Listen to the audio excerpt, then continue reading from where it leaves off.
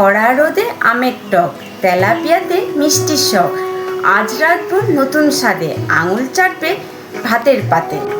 নমস্কার বন্ধুরা, আপনাদের খুব কাছে চ্যানেল কনি যাওয়া রান্নাবান্নার তরফ থেকে আবারও স্বাগত। আশা করি সকলে খুব ভালো আছেন। আজ আবারও একটা নতুন রেসিপি নিয়ে আমরা হাজির হয়েছি।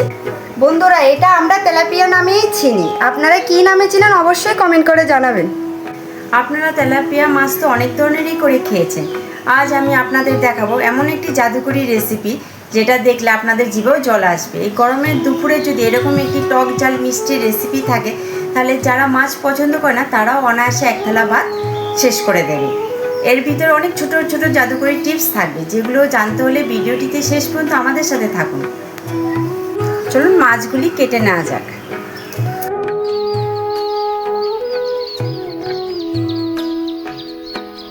মাছগুলি কেটে এখন পরিষ্কার করে নিচ্ছি।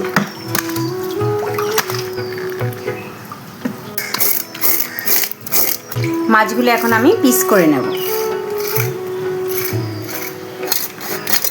মাছগুলি আমার কেটে ধুয়ে পরিষ্কার করা হয়ে গেছে। বন্ধুরা, আপনারা অনেকেই কিন্তু তেলাপিয়া মাছ আঁচকানো গন্ধের জন্য খেতে চান না। ভয় নেই, আমরা চলে এসেছি। এখানে একটা ছোট্ট টিপস, এখানে আমি ভিনিগার দিয়ে মাছটাকে ম্যারিনেট করব। সাথে দেবো কাগজি লেবুর রস।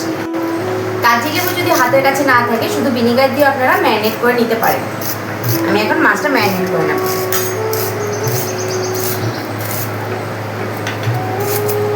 প্রথমে নুন দিয়ে দেবো। হাফ চামচ নুন দিয়ে দিচ্ছি। হাফ চামচ আমি হলুদের গুঁড়ো দিয়ে দেবো। হাফ চামচেরও কম লঙ্কার গুঁড়ো আমি দিয়ে দেবো।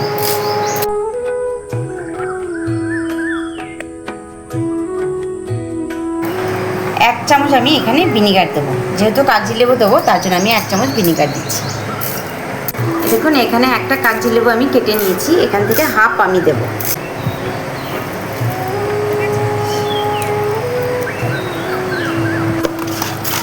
মাছটা আমার ম্যারিনেট করা হয়ে গেছে। এখন আমি 10 মিনিট ঢাকা দিয়ে রেখে দেবো।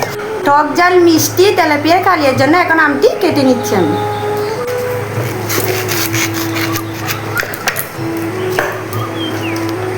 কড়াই গরম হয়ে গেছে মাছ ভাজার জন্য। এখন আমি সর্ষের তেল দিয়ে দেবো কড়াইতে।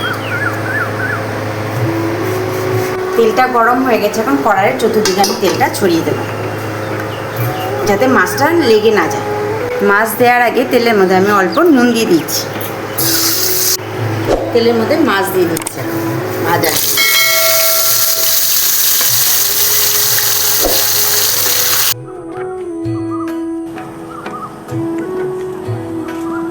এইভাবে আমি সব মাছগুলো একে একে ভেজে নেব।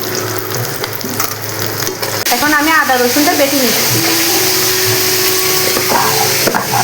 মাছ ভাজা তেলের মধ্যে আমি কিছুটা মটর ডালের বড়ি ভেজে নেব।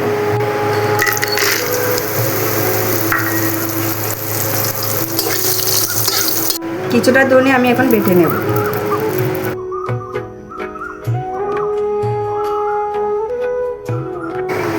মাছ ভাজার তেলের মধ্যে আমি দুটো গোটা শুকনো লঙ্কা দুটো করে নিয়েছি, এখন দিয়ে দিচ্ছি।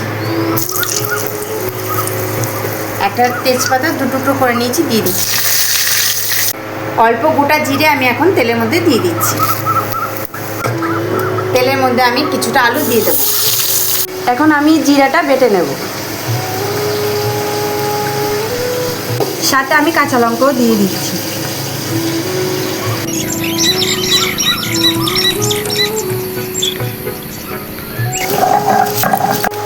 আলুর মধ্যে কিছুটা আমি পেঁয়াজ দিয়ে দেবো। এখানে মিডিয়াম সাইজের দুটো পেঁয়াজ আছে।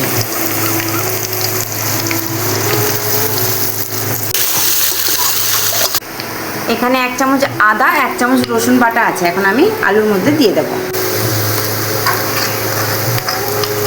কাঁচা গন্ধটা চলে গেছে। এখন এর মধ্যে আমি এখানে জিরে, ধনে আর কাঁচা লঙ্কা বাটা আছে একসাথে, এটা আমি এখন কড়াইতে দিয়ে দেবো।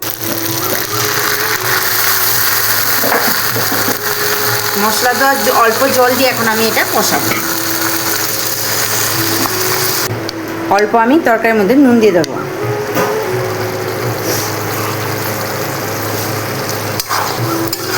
এক চামচের মধ্যে এখন আমি চিনি দিয়ে দেবো।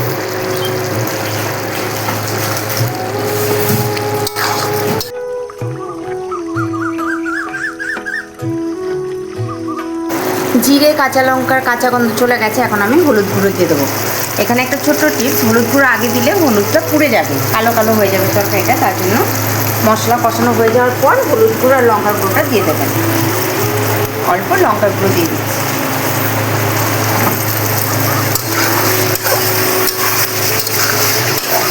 মশলা কষানো হয়ে গেছে, এখন আমি জল দিয়ে দেবো। উষ্ণ গরম জল আছে, এখন আমি তরকারিতে দিয়ে দেবো। এখানে একটা ছোট্ট টিপস, আলু বা যে কোনো সবজি দিয়ে আপনারা যদি টক করেন, সবজিটা সিদ্ধ হওয়ার আগে কিন্তু টক দেবেন না, নাহলে সবজিটা সিদ্ধ হবে না। এখানে আমার আলু সিদ্ধ হয়ে গেছে, এখন আমি আমগুলো দিয়ে দেবো। বন্ধুরা, এভাবে ভালোবাসা আর সহযোগিতা দিয়ে আমাদের পাশে থাকবেন, যাতে আগামীতে আমরা আরও নতুন নতুন রেসিপি নিয়ে আপনাদের সামনে হাজির হতে পারি।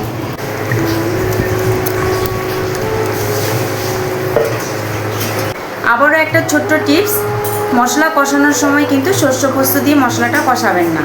আম ঝোলে দিয়ে দিয়েছি, ঝোলটা ফুটে উঠেছে, এখন আমি শস্য পোস্তটা দিয়ে দেবো।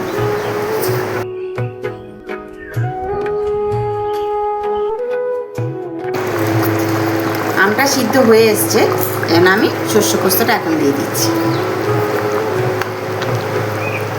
বন্ধুরা, তরকারিটা হয়ে এসছে, এখন আমি মাছগুলো দিয়ে দেবো।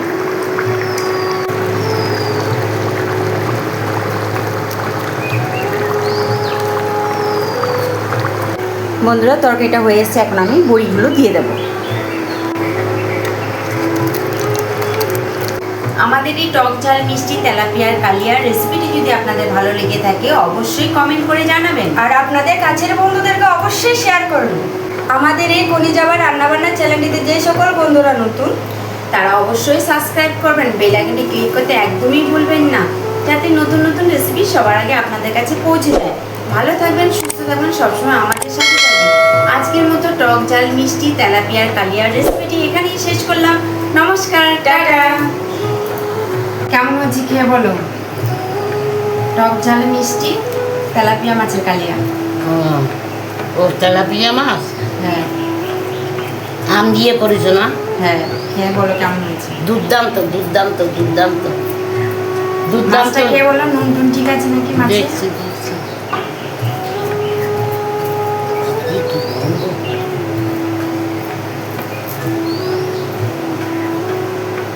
দুর্দান্ত। মাছের নুন টুন ঠিক আছে?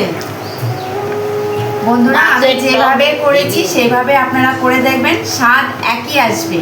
আর আশা করি ছোট থেকে বড় সবারই মন কেড়ে নেবে এই গরমের মধ্যে। টাটা।